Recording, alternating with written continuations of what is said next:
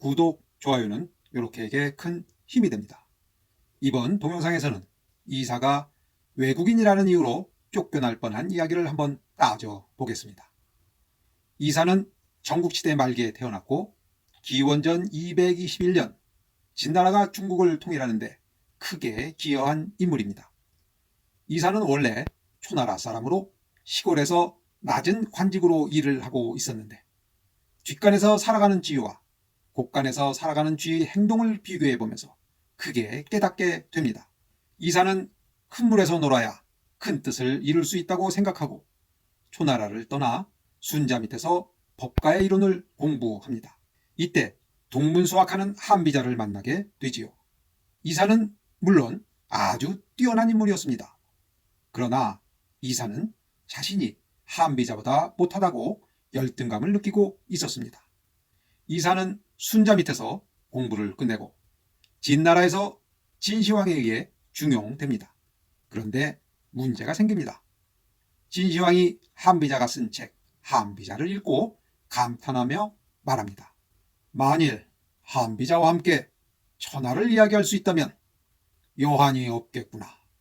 그 후에 한나라는 한비자를 진나라의 사신으로 파견하자 진시황은 한비자를 만나 대화를 나누고 흡족해서 중용하려고 했습니다. 이때 한비자를 두려워했던 이사는 당황하면서 진시황에게 한비자를 모함하며 말합니다. 한비자는 한나라 공자이므로 한비자는 무슨 일을 하든지 한나라를 먼저 생각할 것이옵니다.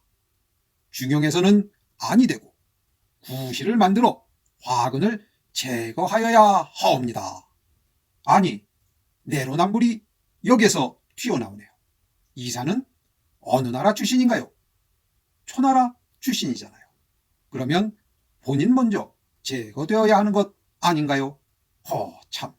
어쨌든 귀 얇은 진시황은 이사의 건의를 받아들여 한비자를 옥에 가두었고 억울하게도 한비자는 감옥에서 독약을 마시고 생을 마감했습니다. 이사가 진나라에서 중용되어 능력을 발휘하고 있을 때 간첩 사건이 발생합니다. 한나라 출신 정국이라는 치수 전문가가 진나라에 와서 중용되고 대규모 운하공사를 건의합니다.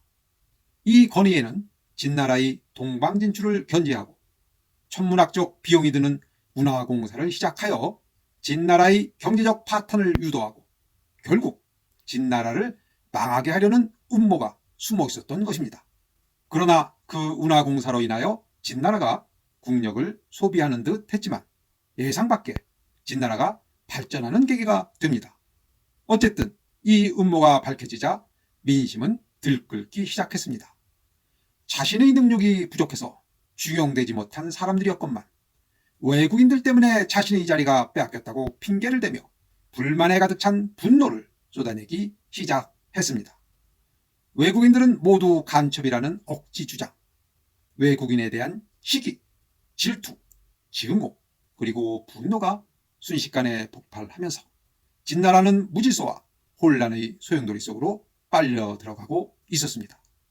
진시황은 외국에서 온 대신들을 의심하면서 외국인을 추방하라는 아우성에 귀를 기울입니다. 마침내 외국인을 추방한다는 축객령에 이사의 이름도 포함되었다는 사실을 알게 된 이사는 진시황에게 상소문을 올립니다. 이 상소문은 명문 중에 명문으로 알려졌는데 내용은 다음 동영상에서 상세하게 소개하겠습니다.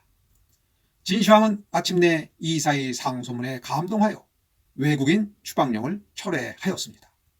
이사는 복권되었고 그가 건의한 정책은 채택되었습니다. 아니, 또다시 내로남불인가요? 이번에는 이로한불이라고 해야겠습니다. 이사가 하면 로맨스, 한비자가 하면 불륜이 되는 거죠.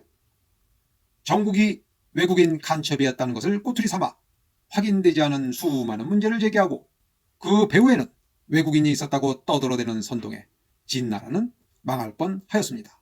어쨌든 선동에 넘어가지 않고 외국인 인재를 제거하지 않은 올바른 선택으로 진나라가 천하통일의 첫 번째 주인공이 되는 원동력이 되었습니다. 오늘 방송은 여기까지 하겠습니다. 다음 동영상에서는 이 이사의 상소문을 소개하겠습니다. 감사합니다. 요렇게였습니다.